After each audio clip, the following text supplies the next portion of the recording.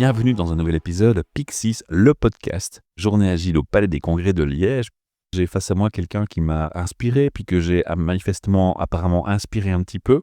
Et puis là, qui m'inspire à nouveau parce que je vois les résultats de son travail. Mais vous allez comprendre, chers auditeurs et auditrices, quand on va arriver plus en détail dans le débat, de quoi je parle. Parce que là, je mets un peu de mystère pour teaser l'arrivée de Olivier Mini. Bonjour. Salut. Tu te rappelles, premier podcast? Tout à fait, c'était à Un an? Nivelles, il y a un an, sur ton sofa. Ça va de l'hôtel. Oui, c'est vrai, sofa de l'hôtel, mais je me rappelle de cette expérience-là qui m'a ouvert énormément de perspectives. Parce que tu as lancé ton podcast. J'ai lancé mon podcast et là, c'est 20 épisodes après. Donc un an, 20 épisodes après, on se retrouve l'un en face de l'autre. C'est grâce à toi Je t'ai que j'ai fait contaminé. tout ça. Tout à fait, tout à fait. Le virus est passé. Exactement. Là, il y a madame qui est derrière qui va dire « Ah, c'est à cause de lui, Ah bah. tout ce temps. » En vrai, elle le sait déjà parce que, je te rappelle, tu es venu à la maison Mais pour oui. enregistrer un Mais épisode. oui, je sais. Je te charrie un petit peu, mais je me dis, on m'a un peu titillé sur cet aspect-là, parce que c'est vrai que nos premières fans et nos premiers supports sont nos partenaires et nos épouses respectives, et que si leur compréhension n'était pas là, ce serait parfois difficile de pouvoir tenir nos passions et nos lancers. Ça, c'est sûr. Alors aujourd'hui, tu es revenu à la journée agile, tu étais de nouveau intervenant. Exactement. Je vais revenir sur ton podcast après, parce que j'ai envie de te demander plus d'infos, mais on va quand même se concentrer d'abord sur la journée. Intervention aujourd'hui sur quel thème, Olivier ?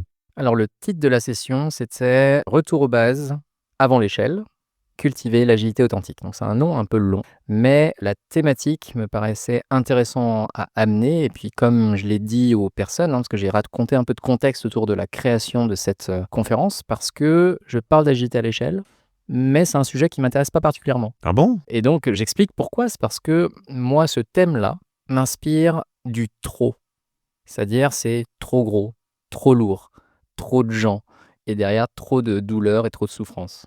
Et moi, c'est ce que je vois, beaucoup de trop. Et donc, moi, l'invitation que j'avais derrière ça, et c'est une autre manière d'aborder un sujet, c'est comment est-ce qu'on pourrait faire autrement, parce que ce thème-là, je pense, est inévitable d'une certaine manière, parce qu'il y a une certaine légitimité derrière le besoin d'agiter à l'échelle, mais est-ce qu'on pourrait faire autrement pour que, justement, on réussisse à avoir les résultats qu'on cherche à obtenir, tout en ne détruisant pas tout sur notre passage.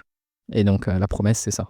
Comment tu pourrais vulgariser pour quelqu'un qui découvre l'agilité, qui est encore à ses débuts, qui découvre cette capsule ? L'agilité à l'échelle. Comment est-ce qu'on va le résumer pour symboliser de quoi tu parles pour ceux qui ne le comprennent pas ? Tout à fait. Alors, la question qui se pose, est-ce que cette personne-là sait ce que c'est que l'agilité ? On va dire qu'elle On va part dire que sur oui. quelques bases. Quelques bases. Grosso modo, si on considère que l'agilité, c'est une manière de fonctionner ensemble dans une équipe, c'est imaginer que en fait, on a plusieurs équipes ensemble qui vont travailler sur un même produit. Et donc, comment est-ce qu'on fait lorsqu'il y a plusieurs équipes qui travaillent sur un même projet, un même produit ? C'est ce qu'on met derrière agilité à l'échelle.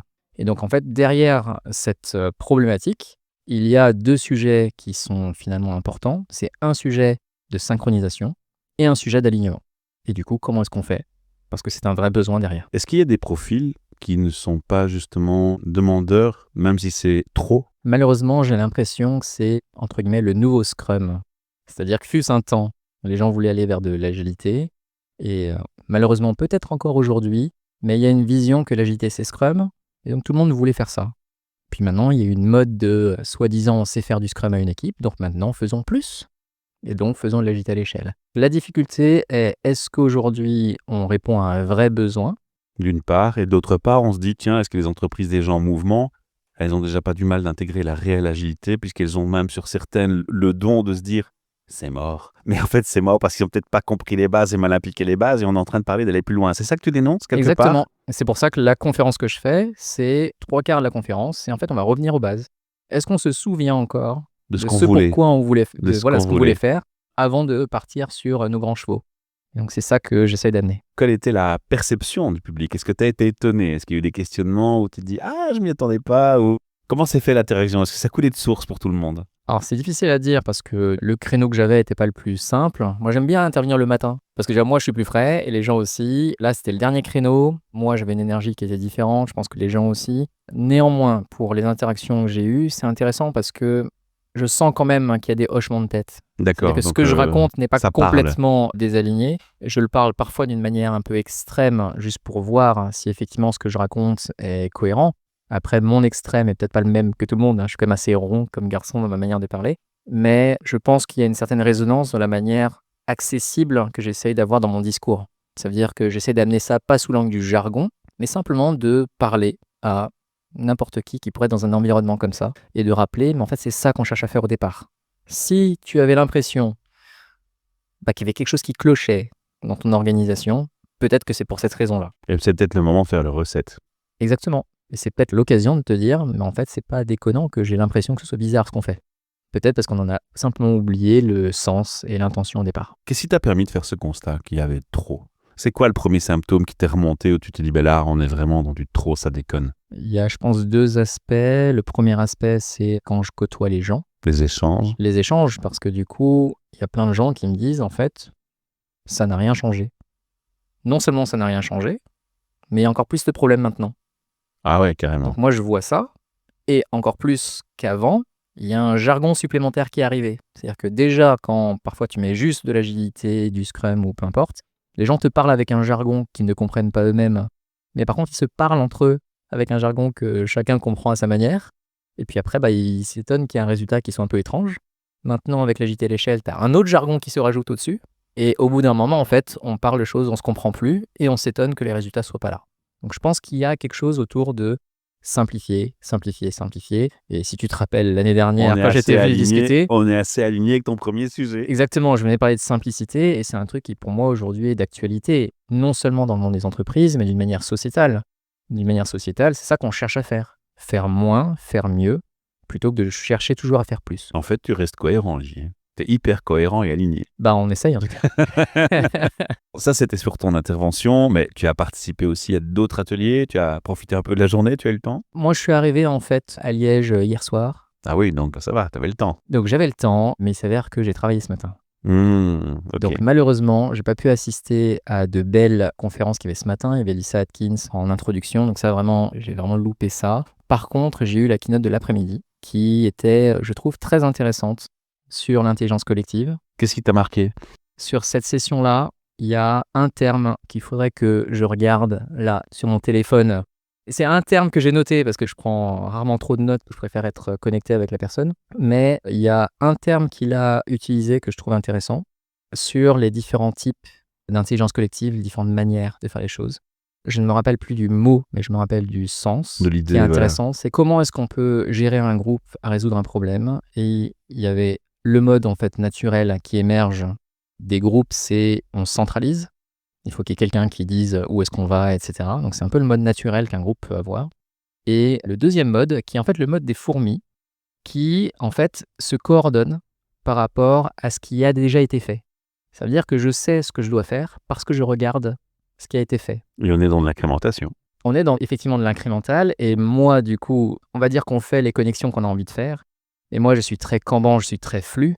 Et donc ce qui est important, c'est pas le titre que tu as, mais c'est en quoi tu contribues à la production de valeur telle qu'elle est. Et apporter ta pierre à l'édifice. Exactement. Et du coup, on parle de leadership derrière, de responsabilité et de prise en main finalement de son avenir et de ce en quoi on contribue. Tu m'as dit, apparemment je t'ai inspiré, t'as lancé ton podcast, j'y ai participé. Exactement. J'ai vu et j'ai écouté des interviews que tu fais qui sont parfois d'une heure, mais qui sont, waouh, inspirants des gens. Mais comment tu les trouves? Comment je les trouve? C'est quoi ta recette magique, Olivier? Parce que ça, je veux bien le partage. Des fois, il suffit de discuter avec les gens au détour d'une porte, d'un événement, et de voir ce qui fait que dans leurs yeux, il y a ces petites étincelles d'une passion. Moi, c'est ça que j'ai toujours voulu faire passer. Et c'est ce qui a fait que je t'ai interviewé aussi, parce que je vois, les personnes ne le voient pas, parce que là, c'est de l'audio, mais quand tu es en face de moi, je vois en fait cette étincelle dans tes yeux, et je trouve que c'est quelque chose qui mérite d'être partagé. Et donc, en fait, la plupart des gens que j'ai interviewés sont des gens qui, un jour, au détour d'une conversation, ont une passion, ont quelque chose, mais qui dit passion ne dit pas un truc extraordinaire. C'est juste que quand elles parlent de quelque chose, on sent qu'il y a quelque chose qui se révèle en eux. Mais le cœur s'y met. Exactement. Et donc c'est ça les personnes que je viens chercher et que je continue à chercher parce que je pense que n'importe qui, on n'a pas besoin d'être une personne qui a X millions d'abonnés pour avoir quelque chose à dire qui va résonner avec quelqu'un d'autre. Moi, c'est ça que je veux dans ce podcast-là, c'est que n'importe qui ait cette capacité à pouvoir s'exprimer et à partager et raisonner avec d'autres. On en a parlé, tu as des gens qui sont là en train de regarder combien de likes j'ai sur TikTok ou Facebook Exactement. ou LinkedIn, combien de followers j'ai, combien de statistiques de podcast j'ai. Tout à fait. Et en fait, parfois je dis, mais tu sais, il suffit d'une personne qui te fait un mail et qui te touche au trip parce qu'il prend le temps de t'écrire et que sa vie est courte et qu'il a pris 10 minutes pour t'écrire. Mais quel beau cadeau! Un like, ça prend 1 millième de seconde, la personne t'oublie dans la seconde qui suit. Tout à fait. Ça n'a aucune valeur. Et on l'oublie trop souvent. Exactement. Quelqu'un qui t'écrit une évaluation, il te sort une tartine de 5 phrases où il a pris le temps de réfléchir et de te faire des compliments, mais ça vaut quoi par rapport à un like? Ça n'est pas comparable. Il n'y a rien d'humain dans tout ça. Et je pense qu'on l'oublie. Et moi, en tout cas, ce que j'ai découvert dans le podcast, et grâce à toi, c'est le moment qui est passé. C'est-à-dire que moi, finalement, ce que je partage, c'est le résultat de ce qui s'est passé. Mais moi, je vis vraiment une expérience avec les gens parce que le choix que j'ai fait, qui est une contrainte, peut-être que j'ai eu par toi d'une manière ou d'une autre, mais je trouve ça intéressant, c'est que par exemple, dans mes épisodes de podcast, à l'heure actuelle, les gens ne l'ont pas remarqué, mais il y a une femme, un homme, une femme, un homme, une femme, un homme dans chaque mois. Tu t'es rappelé de ma fameuse proposition, Tout à soyez fait. diversifié et inclusif. Et c'était intéressant pour moi de faire cet exercice-là, et il y a aussi une volonté de ma part de le faire en physique. C'est-à-dire que les 20 épisodes que j'ai faits, donc là j'en ai 28 en réalité, là, ils ont tous été faits en physique, sauf une personne. C'est juste que la personne est à l'île Maurice. Ah ouais, là c'est un peu C'était un peu compliqué. plus dur, mais la plupart du temps, je l'ai fait en déplacement où la personne est venue. Bah, toi, tu étais venu chez moi. Exact. Et je trouve que c'est ce qui nous redonne un petit peu de connexion, de proximité, et le podcast aide énormément à ça. C'est une des raisons pour lesquelles je ne donne aucune formation en ligne. Moi, je veux des formations présentielles pour faire communauté, pour faire cet échange, pour faire ce lien, ce contact qui est humain et qui est nécessaire et qu'il ne faut pas oublier. Ça me rappelle que sur mon profil LinkedIn, j'ai toujours mis chasseur de passion. Je crois que je vais jamais l'enlever en fait. C'est vraiment ce qui nous réunit. Un vrai passionné, et tu as développé d'autres passionnés derrière toi. Donc merci à ça parce que ça m'a rappelé en fait le plaisir que j'ai à interviewer des gens et à révéler des personnes. Quels sont les retours que les gens te donnent? C'est quoi leur vécu? À la fois quand ils viennent au micro, mais peut-être aussi d'auditeurs, auditrices? Ok, parce que justement, donc il y a les interviewés qui ont tendance à me dire qu'ils n'ont pas vu le temps passer. Parce qu'il s'avère que, comme j'en avais discuté avec toi, j'ai décidé de faire des épisodes longs. Moi, ils font à peu près 1h30, voire 1h45 en termes d'enregistrement, mais ça tourne toujours entre 1h et 1h30. C'est un choix, mais c'est un choix qui pour moi est conscient Et assumé. et assumé parce que les épisodes tels que je cherche à les faire, c'est qu'il y a environ une demi-heure de connaissance de la personne avant d'aborder finalement le sujet qu'on voulait, parce que selon le sujet qu'elle va aborder, qui elle est, va totalement changer la couleur de la manière dont ça va être transmis. Nous sommes bien d'accord. C'est le référentiel, c'est le côté légitime de l'approche. Exactement. Et donc, ce parcours-là, la plupart du temps, les gens me disent « Je me suis vraiment senti écouté parce que les questions qui sont arrivées ont été naturelles. » Et je leur dis « En fait, c'est parce que je m'intéresse vraiment à ce que tu racontes. Je ne suis pas là pour un truc marketing de je ne sais pas quoi. » Vous pouvez faire du présentiel sur LinkedIn. Ouais, c'est ça. Moi, en fait, si je suis avec toi, c'est comme si on était à un café et que je te posais des vraies questions d'intérêt parce que j'ai une curiosité. Et en fait, il n'y a pas de préparation. Ce qu'il faut savoir, c'est que je parle pendant 1h30 avec quelqu'un. Il n'y a pas de préparation. Pourquoi? Parce que j'ai besoin juste de la première question que je vais lui poser. Parce que le reste va être une conversation telle que je l'aurais eue si vraiment on s'était posé pendant 2 heures avec quelqu'un. Donc ça, c'est les premiers retours que j'ai. Et d'auditeurs ou d'auditrices, quand j'en ai, parce que en vrai... C'est plus dur, hein? Ouais, mais je pense que j'ai vraiment un truc que je le transporte avec moi, parce que même quand je suis en conférence, là, ici, il y a très peu de gens qui viennent me voir. Alors voilà, je ne discuterai pas des raisons parce que en vrai, j'en sais rien. Mais quand j'ai des retours, les retours sont intéressants parce qu'ils révèlent la valeur du moment passé avec la personne. C'est-à-dire que toi, d'ailleurs, c'est intéressant, c'est que l'épisode qu'on a fait ensemble a résonné chez des personnes que je connais, qui m'ont envoyé un message, et je vous ai mis en contact. Ouais, c'est vrai. Tu te rappelles? Ouais, et donc, très vrai. c'est quand on voit qu'il y a des vraies connexions comme ça qui se font que tu te dis, rien que pour cet épisode, ça valait la peine de le faire. Parce que tu sens C'est que un cadeau, en fait. c'est ça, tu as contribué à quelque chose, et je trouve que rien que ça vaut tout l'effort qui était nécessaire. Par contre, ce que j'ai appris et que je trouve intéressant, c'est que si moi, j'ai pas forcément beaucoup de retours, en vrai, c'est pas si grave, ça l'est un peu parce qu'il y a quand même de l'effort à faire quand même, mais par contre, les gens qui ont fait l'interview, eux ont eu des retours. Clairement. Et même quand ils s'en souvenaient pas ou qu'ils s'en rappelaient pas, en fait, il y a des gens qui sont allés les chercher. Moi, rien que pour ça, c'est de me dire, voilà, T'as eu un ça méritait impact. d'être fait. T'as eu un Exactement. impact, ouais, c'est ça. Et puis, il faut pas oublier que le podcast, c'était quand même un format très particulier. Les gens, quand ils veulent faire un like sur un Facebook ou un LinkedIn, ils savent très bien que tout le monde va voir qu'ils ont réagi sur. Oui. Et donc, c'est se dévoiler. Exactement. Quand tu es dans le podcast, et c'est la magie du podcast, on m'en parlait récemment et c'est pour ça que j'y fais référence, en fait, tu écoutes ça dans ta voiture, dans un endroit avec des oreillettes, c'est un peu intime, voire très intime. C'est vrai. Et personne ne sait qu'est-ce que tu écoutes comme podcast ou ne trace ce que tu écoutes, à moins que tu ailles faire un like sur un podcast Ouais, c'est ça. sur les réseaux sociaux et on revient dans la boucle. Mais je veux dire, à la base, c'est assez anonyme. C'est marrant, hein. Et je crois que c'est aussi pour ça que c'est très difficile d'obtenir du feedback des auditeurs et auditrices, parce que c'est ce qu'ils ont choisi comme média pour une de ces raisons-là aussi. Ah, c'est vrai, c'est C'est intéressant. avoir Ouais. l'intimité de se dire, je suis incognito, je suis la petite souris qui vient se glisser dans la conversation et personne ne sait que je suis là. Si je réagis, ma souris, elle se dévoile. Ouais, c'est intéressant et c'est vrai que ça me rappelle certains retours quand même que j'ai, qui sont je t'écoute quand je suis dans mon trajet en voiture et quand je suis seul à écouter, parce que effectivement ça me permet d'avoir un trajet où le rythme fait que ça convient à la personne. Mais c'est vrai que souvent c'est quand ils sont seuls. Alors, le podcast, est-ce qu'il reprend des conversations agiles? Et ce sera ma dernière question. On va clôturer Des tout doucement. conversations agiles, Elles sont au oui quotidien, c'est ton métier. et non.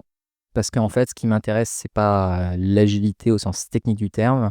Le thème, c'est change and chill. C'est comment est-ce que le changement peut avoir un impact positif dans notre vie.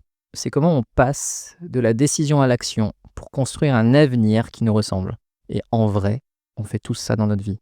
Agile ou pas agile. Et je pense d'ailleurs que ça pourrait être intéressant d'arrêter de parler de ça, d'agile ou pas d'agile, mais vraiment de parler de ce qui est important pour nous, Des relations humaines. des relations humaines, des décisions que l'on prend, des décisions de ne pas agir parfois, tant qu'elles sont intentionnelles et qu'elles nous permettent de nous réaliser dans le futur. C'est inspirant, ton feedback est inspirant. Et je voudrais encore une fois te remercier. Moi, je suis personnellement très très content de te revoir effectivement de visu. Plaisir partagé. On rappelle aux auditeurs et aux auditrices que ce feedback se termine aujourd'hui, mais qu'on peut suivre ton podcast. Il est sur toutes les bonnes plateformes. Rappelle-nous Tout à le fait. nom du podcast. Change and chill. Et Olivier Mi, tu as un site internet. Tout à fait. Donc c'est oyomi.fr.